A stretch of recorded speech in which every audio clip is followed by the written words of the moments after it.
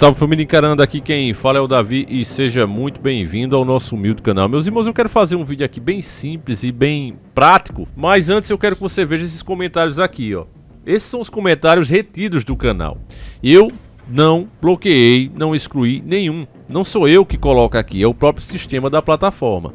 Inclusive ele classifica aqui, como vocês podem ver, ó, palavras bloqueadas. Você sabe que isso acontece quando você posta links, né? Mas tá aqui também como palavras bloqueadas. Eu não determinei nenhum filtro para esse canal.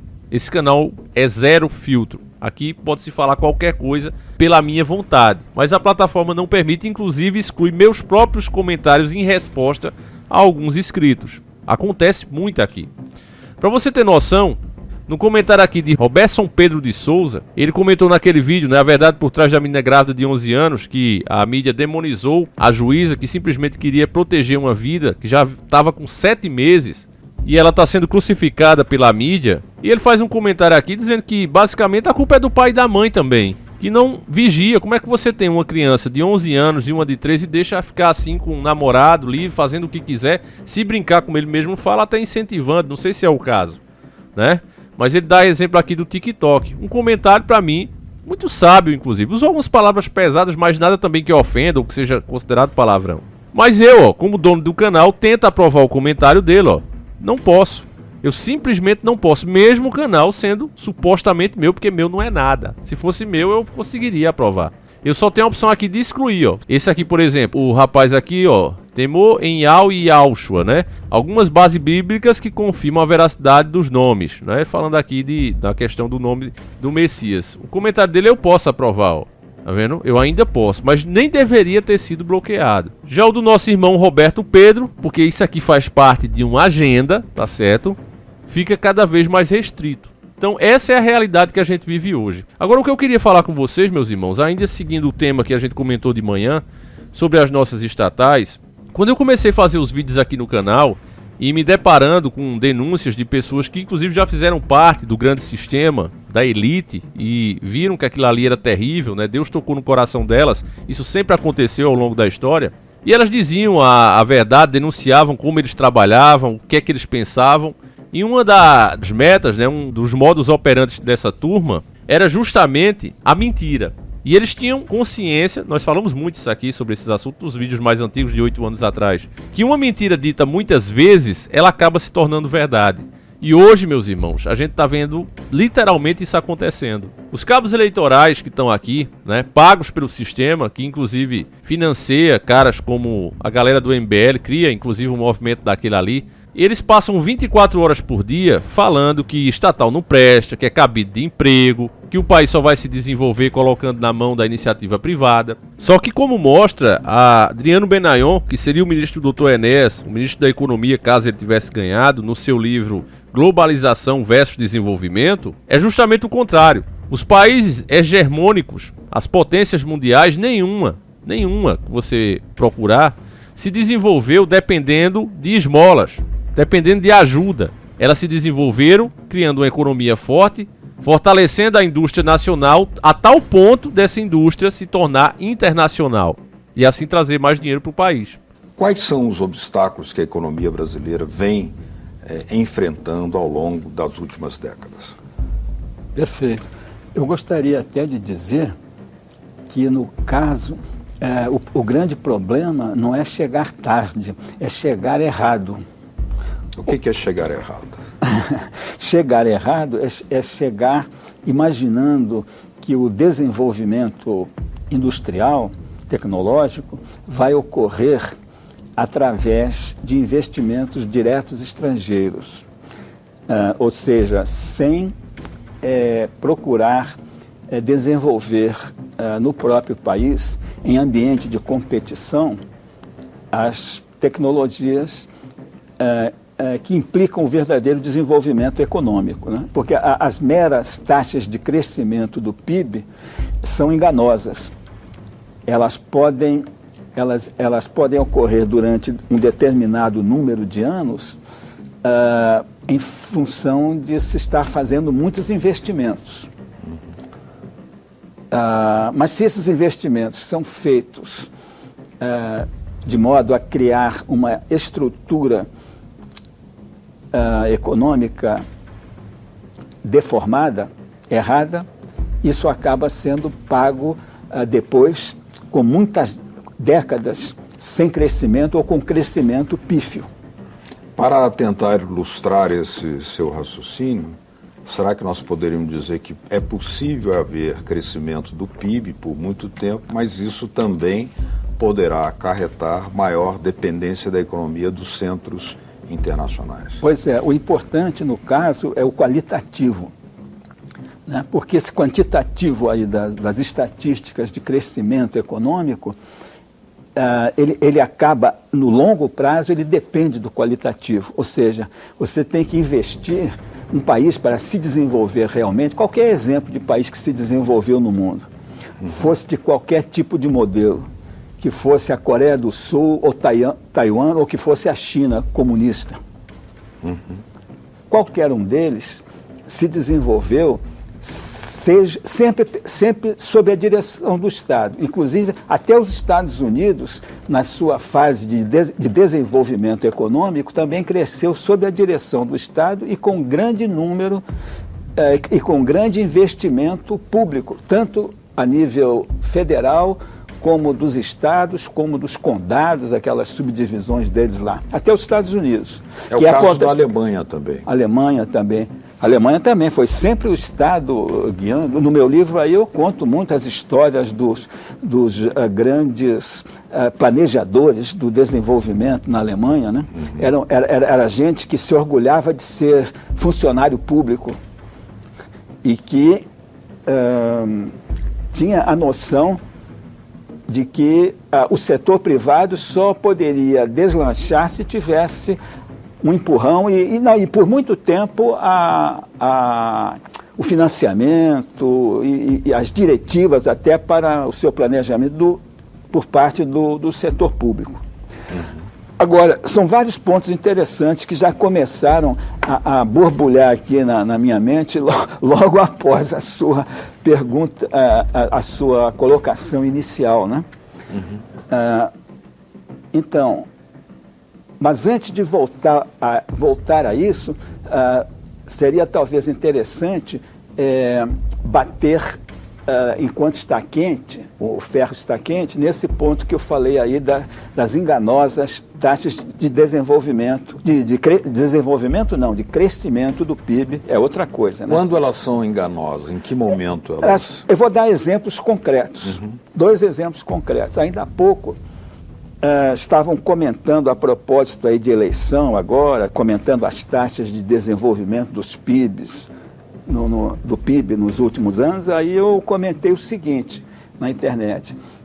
Essa abordagem de julgar, por exemplo, um governo num determinado período lá de 4, 5 anos, lá o que for, é uma abordagem extremamente primária, porque não leva em conta os fatores estruturais, o que veio de antes, a conjuntura internacional, não leva em conta N outros fatores, né? Olha só aquilo. Então é uma abordagem que pode levar a grandes erros. Então eu comentei que por esse critério,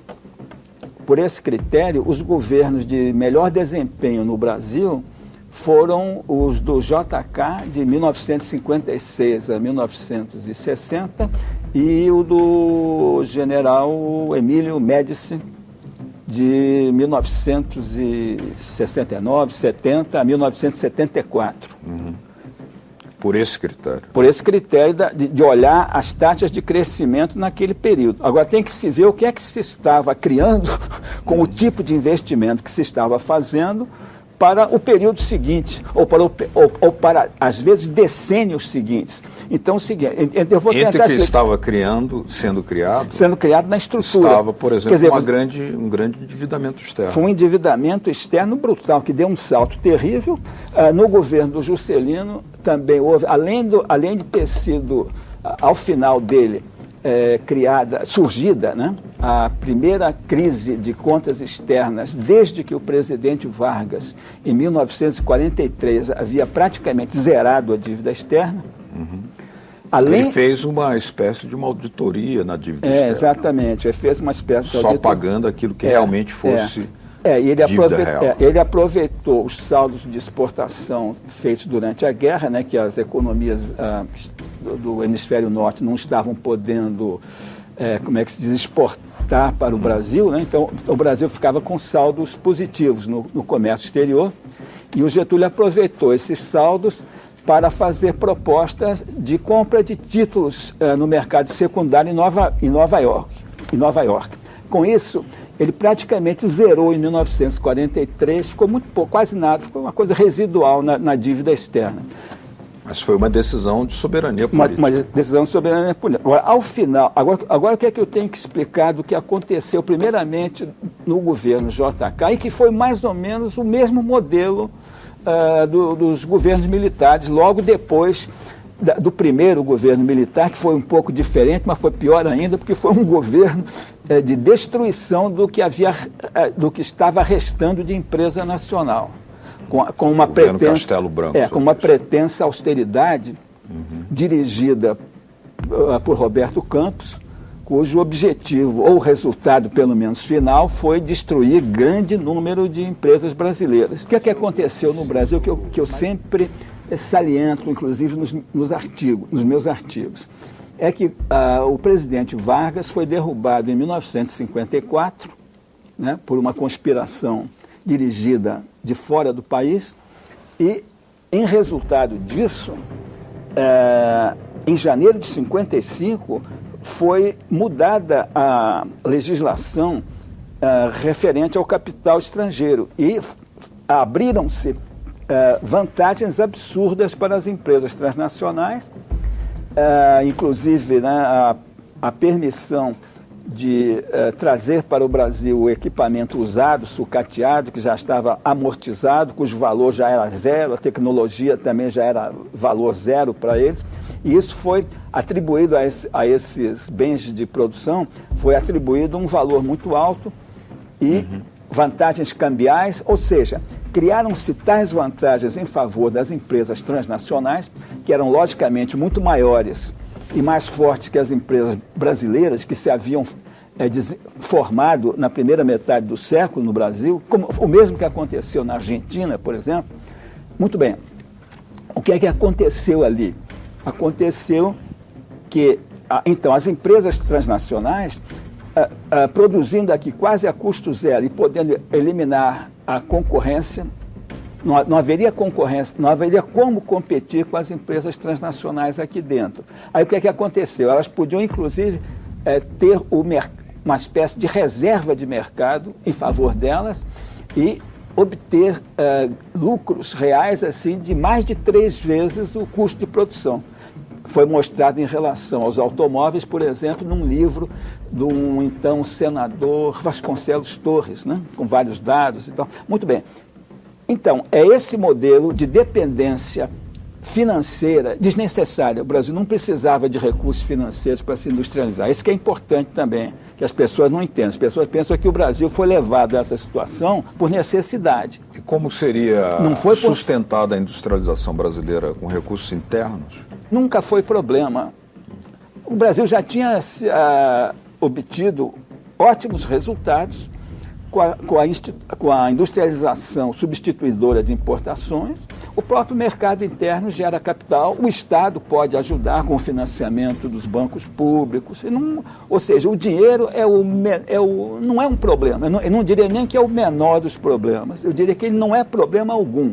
Então, o que aconteceu no Brasil, após esse golpe que derrubou Vargas e que criou essa legislação, eu não diria nem de uma questão de permitir a entrada, não era isso, não foi permitir, foi pagar para que foi dar subsídios governamentais absolutamente incríveis para que as empresas transnacionais ocupassem, dominassem os mercados dos produtos industriais no Brasil. Quer dizer, nós vamos aprofundar isso, professor.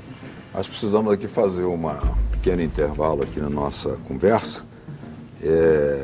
Estamos discutindo aqui as perdas internacionais, os mecanismos de transferência de recursos, com o professor Adriano Benayon, autor do livro Globalização versus Desenvolvimento. E logo após uma pequena pausa, a gente volta continuando a explicar cada um desses mecanismos. Continue com a gente. É dessa forma que praticamente todos se tornaram potências. O Brasil é justamente o contrário. Nós temos as maiores riquezas e permitimos que eles lá digam quanto vale essa riqueza e para quem vai ser vendida essas riquezas. Isso acontece com a Vale, por exemplo. Quem comprou passou a dizer a quem vender e por quanto vender.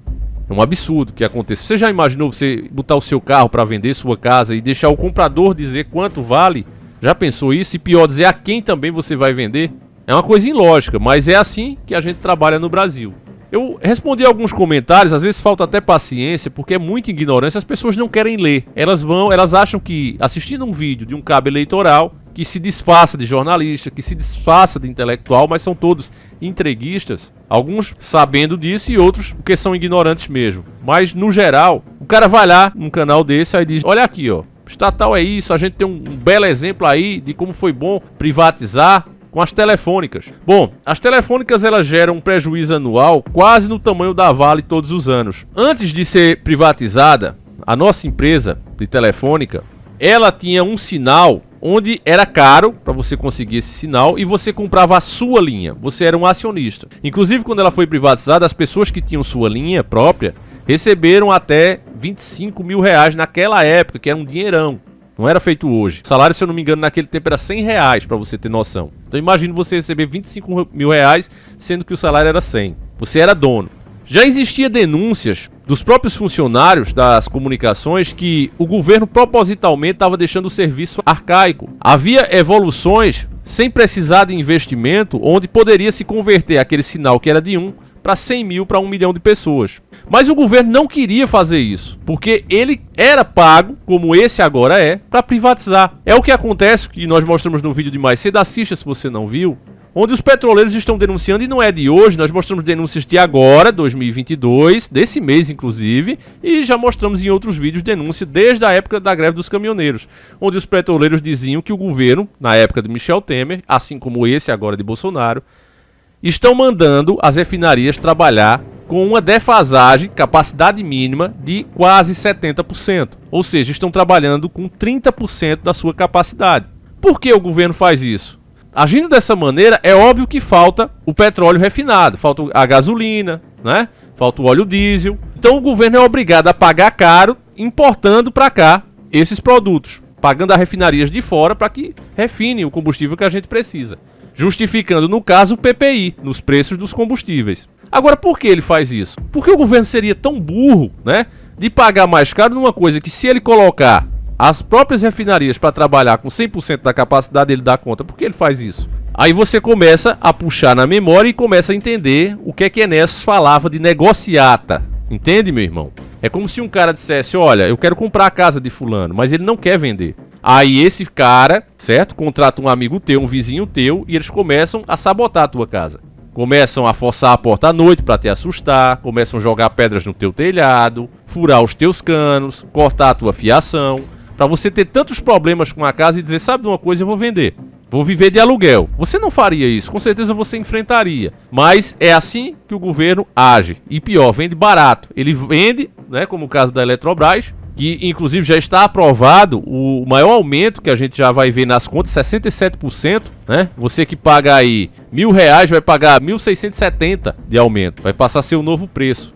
Aí isso não acontece agora porque estamos em período eleitoral e porque o nível da água está alto, tem chovido muito no Brasil. Mas basta baixar um pouquinho e você vai sentir qual é o preço da privatização, como já sentimos em várias áreas. Veja a Vale, por exemplo. A Vale leva as nossas riquezas, ninguém fala mais. E o dinheiro da Vale, ninguém fala. Esse dinheiro vai todo para fora, vai embora do país. E deixa o que na nação? Literalmente buracos. Eles dão umas esmolas ali aos municípios afetados. Esmola que não dá nem pro povo ter um calçamento digno. Esmolas mesmo. E com isso tem o direito de levar a verdadeira riqueza. Você vê, quanto mais o tempo passa, mais se prova que o nióbio, né, é o minério do futuro. Ele é muito importante hoje e será muito mais importante amanhã. As principais tecnologias terão que usar o nosso nióbio, que é de primeira qualidade. E voltando ao assunto das telecomunicações, se privatizou, um serviço que estava ali, era o principal, né? Porque eles sabiam que eu vinha a internet. Hoje ninguém vive mais sem uma internet, sem um telefone. Então são bilhões e bilhões que saem do nosso país. E nós ficamos na dependência de investimentos, de mão de obra quase que escrava. Porque eles levam o nosso dinheiro de serviços essenciais, que nós não pagamos porque gostamos, mas porque precisamos. Então eles levam essa grana e depois trazem um pouquinho de verba para a campanha, depois dão algum emprego com salário mínimo, que cada vez perde mais e mais direitos, e é isso. O dinheiro grande vai para eles. E qual foi o benefício? Qual foi o investimento que eles fizeram? Nenhum. Eles fizeram simplesmente uma coisa que o governo poderia fazer: converter um sinal de 1 para 1 milhão de pessoas. Foi isso que foi feito. Igual eu comparo, né, aquele arquivo de o WAV, de música, que ele é grande, né, pelo um MP3, que naquele mesmo tanto ali, que só cabia uma música, você consegue colocar 15 e 20. É isso que aconteceu. Mas as pessoas não sabem disso, elas só lembram que era caro, que ela não conseguia ter, e agora que privatização ela consegue. Mas você vê o preço dos aparelhos, você vê os serviços, os planos que eles oferecem, e basta você ficar sem pagar ali 2 meses, você já perde o número do seu telefone, para você ver que o que aconteceu de fato foi que nós não somos donos de nada, a gente simplesmente paga para usar o serviço. E antes você era dono da sua linha, ela ficava lá, sem dar a voz, você não conseguia ligar. Mas ninguém tomava o seu número de telefone, porque era seu. E o que foi feito, repito, o governo poderia fazer. Mas ninguém quer explicar isso ao povo, meus irmãos. Ninguém está interessado em explicar isso. O negócio é seguir a maré, porque isso dá seguidores. Tem gente crescendo no YouTube só fazendo isso, apoiando o entreguismo, falando mal das empresas. Ah, aquilo é cabide de emprego. Ora, mas se é cabide de emprego e eu que estou administrando, então a culpa não é minha que estou fazendo de cabide de emprego? E mesmo que seja um fato, o povo tem o poder de tirar. Agora, imagine que é iniciativa privada, certo? Nós vendemos. Quem é o dono agora é o governo chinês. O que é que a gente pode fazer? A gente vai tirar os caras? Como a gente vai tirar os caras? Como? A gente vai simplesmente deixar de usar o serviço? Mas é serviço essencial. Como é que você deixa alguma coisa essencial? Você tá entendendo, meu irmão, como é que funciona o negócio? Você vê, o Brasil não tem uma empresa de carro. Temos todas a matéria-prima, desde eletrônica até ferro para montar o carro, o chassi do carro. E nós não temos a nossa empresa. A Gungel, que foi a maior que nós tivemos, já estava exportando carros pela qualidade da sua tecnologia, inclusive superior. Já tinha um motor tricilíndrico naquela época fazendo 25 com litro, indo totalmente ao padrão da indústria. Foi por isso mesmo que essa empresa foi sabotada de dentro do Brasil mesmo. Por quê? Porque eles não estavam dentro dos acordões que essas multinacionais têm. Meu irmão, só existe livre competição quando se trata de coisas pequenas, coisas que você pode fazer, eu posso fazer. Por exemplo, vamos abrir aqui uma barraquinha de frutas. Isso aí eu posso competir com você. Eu vou atrás da melhor maçã, a melhor uva, tentar vender pelo menor preço. Você, por sua vez, faz isso. O nosso irmão também, ele vê que tá dando dinheiro, ele bota a dele e a gente começa a competir, nós três. Mas serviços essenciais, não. Você simplesmente, no caso da Eletrobras, né, que já está autorizado o aumento de 67% na conta, e você vai sentir isso quando ela mudar de bandeira. Agora, meu irmão, você que não manja muito, ela tá cobrando bandeira verde. Por quê? Porque tem muita água, né? É época de eleição, tem um acordo, a gente vai vender, mas você segura os preços. Beleza, a gente segura. Quando entrar, né, a água diminuir um pouco, entra a bandeira amarela, a bandeira vermelha. E os ajustes já são de 14% e 67%, tá certo? Então o povo vai se arrebentar com essas privatizações. E como eu ia dizendo, não é uma coisa que você diga assim: ah, Davi, vamos abrir a livre concorrência, vamos trazer mais empresas que gerem energia. Não, você não vai fazer isso, porque não tem mais rios. Quem fez esses rios foi o criador. Eles aproveitam as forças da água ali, né, represam elas dos rios e faz as turbinas se movimentarem para gerar energia. Você não faz isso, só o criador que fez. Então não tem como você, eu vou nessa empresa. Não vou nessa não gostei não gostei da logomarca dessa, eu vou na outra. Isso não existe. Mesmo empresas de automóveis, como essas que estão aí, elas pertencem aos mesmos grandes grupos, os acionistas, que eles chamam de minoritários, para você pensar que é gente pequena, que é gente como eu e você. Eles são donos de todas essas empresas e eles combinam o preço. Ele não vai botar a empresa A, que é dele, para enfrentar a empresa B, que é dele.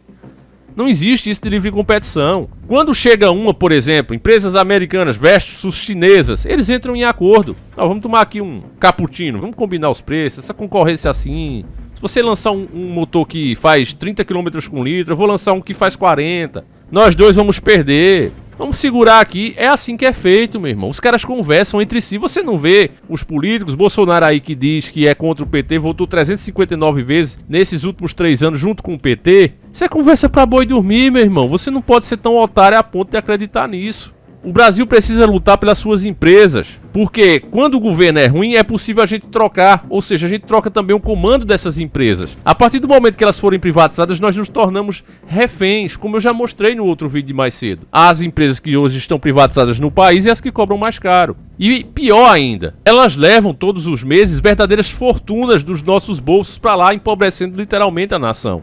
Nação essa que fica dependente de mão de obra escrava. Porque aí eles chegam para o governo e dizem, olha, eu posso abrir uma empresa aí. Se você tirar os direitos trabalhistas, se você diminuir o salário desse povo, eu posso abrir aí. Que se a gente continuar dessa maneira, vamos ser o país mais rico em recurso com a mão de obra escrava. Você trabalhando literalmente por um prato de comida. É isso que você quer?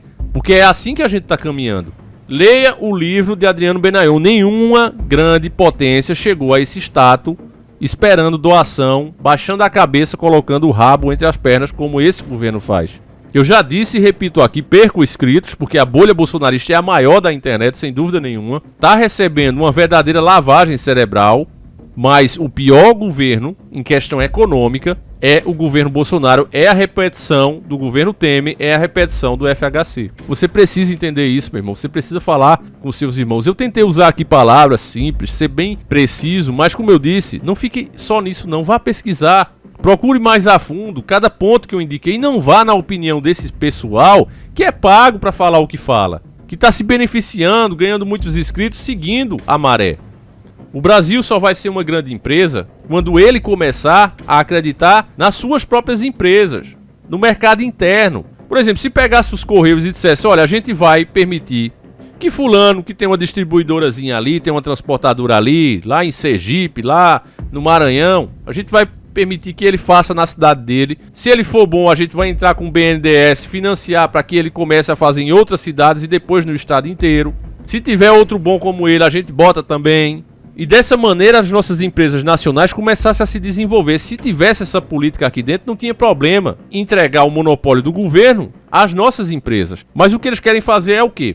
Privatizar a empresa como os Correios, que apura bilhões e que tem sim um serviço ruim. Eu, como nordestino, compro muita coisa fora, vejo os preços dos produtos às vezes com um frete mais caro, muitas vezes mais caro do que o próprio produto, demora para chegar e é um serviço ruim. Mas isso é proposital. Se você for conversar com os funcionários do Correio, você vai ouvir deles. Tem pouca mão de obra, poucos funcionários, o maquinário, os carros já estão em péssimo estado. Isso tudo acontecendo enquanto a empresa apura bilhões. Para onde vai esses bilhões? O governo, como é o dono, né? Ele tira o dinheiro ali da empresa, não investe nada nela de volta e coloca esse dinheiro para campanha eleitoral, por exemplo, fundão. Ou você acha que esse fundão aparece do nada, cai do céu, a iniciativa privada dá tudo a eles? Não, eles tiram de nós mesmos. Então é óbvio que se a empresa lucra, precisa de investimento e eles pegam o dinheiro todo que ela mesma lucrou, o serviço vai ficar ruim.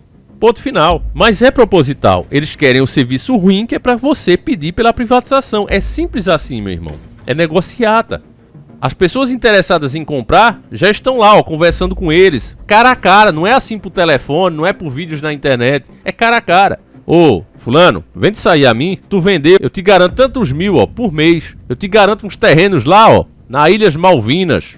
Meu amigo, é assim. E o cara fica doido pra vender. Literalmente sangrar a nação e empobrecer o país. Então você precisa entender isso, meu irmão. Analise as coisas. Não pelo ponto de vista de outro idiota que muitas vezes tem menos capacidade do que você mesmo. Analise as coisas pelos fatos que você vê, pelo que você sente no seu próprio bolso hoje em dia e veja que quanto mais o tempo passa, mais o Brasil privatiza. Nós estamos perdendo ano após ano as nossas empresas estratégicas, isso é um fato. E o que é que aconteceu? O seu dinheiro compra cada vez menos. Nós estamos literalmente empobrecendo. Então eu espero que vocês tenham entendido. É um vídeo simples, uma conversa aberta, tá certo? E muitas vezes, família, a gente perde realmente a vontade de fazer os vídeos, porque é muita alienação. É difícil você ir contra a maré. Muitas pessoas têm desistido, simplesmente parado de falar dos assuntos. Mas isso é a pior coisa que a gente faz. E eu peço que você nos apoie, que você continue conosco aqui para que a gente possa, de fato, continuar despertando sempre mais um. Tá certo, meu irmão? Conto com a tua ajuda. Fiquem todos com Deus. Um abraço e seguimos juntos.